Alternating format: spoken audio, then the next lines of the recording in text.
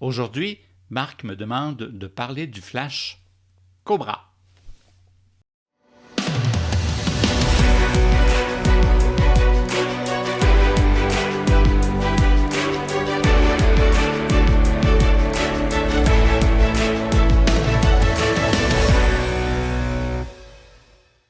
Plusieurs me demandent qu'est-ce que je devrais acheter d'autre comme accessoire pour mon appareil photo.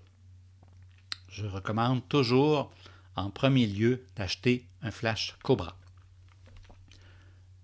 Ce flash va vous donner beaucoup plus de possibilités. Vous pouvez bien sûr le fixer sur le dessus de l'appareil. Il est beaucoup plus puissant, plus performant et plus flexible que le petit flash pop-up inclus sur votre appareil bien souvent. Alors, vous allez pouvoir l'utiliser, le diriger directement sur votre sujet. Vous aurez une lumière qui va être dure, bien sûr, et qui va projeter une ombre, si vous êtes à l'intérieur, qui va être dure aussi. Par contre, il existe des façons différentes de s'en servir. On peut orienter sa tête différemment. Je vous montre ainsi. Alors, pourquoi? Parce qu'on peut se servir du plafond. Souvent, les plafonds sont blancs.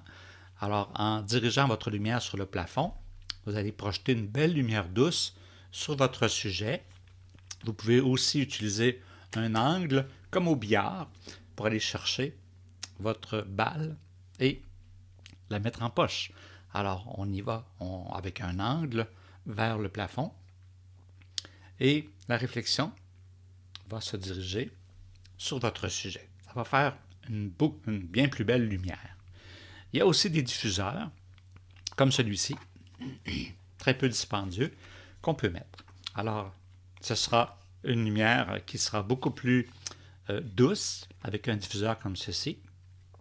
Et quand vous l'utiliserez au plafond ou orienté vers le haut, à ce moment-là, ça fera l'effet de l'ampoule nue qu'on appelle.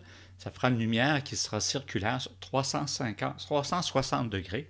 Ces types de flash sont bien souvent ETTL, ce qui veut dire qu'ils peuvent travailler en mode automatique.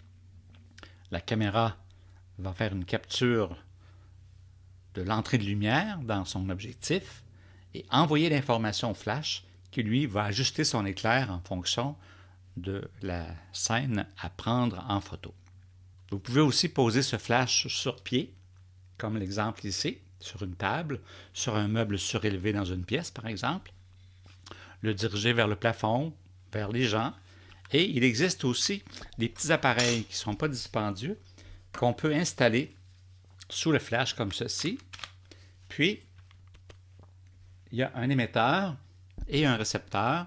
Alors, l'émetteur, on le place sur le dessus de la caméra.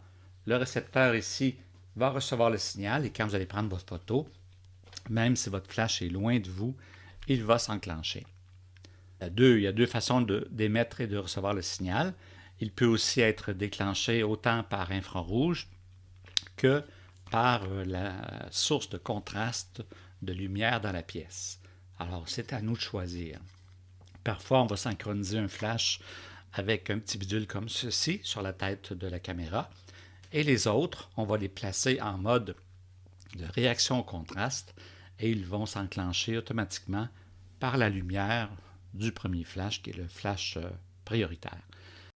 Je vous donne ici un exemple du flash en utilisation déportée, avec l'émetteur et le récepteur. Alors, dans la photo que vous allez voir, mon sujet est éclairé par deux boîtes de lumière, qu'on appelle des softbox, et j'ai utilisé mon flash que j'ai placé à l'intérieur du livre de mon sujet, de mon modèle, pour créer l'effet magie ou surprise à la lecture de l'intérieur de ce livre. Ce flash a été déclenché par la lumière déclenchée par mes boîtes de lumière. Donc, aucun fil nécessaire. Ça fonctionne à distance. Alors, il y a deux façons. Bien sûr, par des ondes infrarouges, un signal infrarouge, ou par une réaction de contraste par une autre source de lumière, ce qui a été ce que j'ai fait comme utilisation ici. Alors, ça donne une photo de rêve ou de magie. C'est un outil indispensable, même en photo extérieure. Je vous montre ici un exemple d'une photo pendant laquelle j'ai utilisé le flash.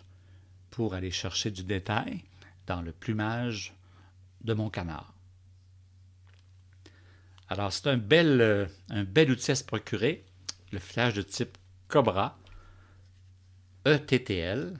Faites bien attention d'utiliser un flash qui est compatible avec votre appareil, que ce soit Canon, Sony, Panasonic, Nikon. C'est bien important de respecter ça.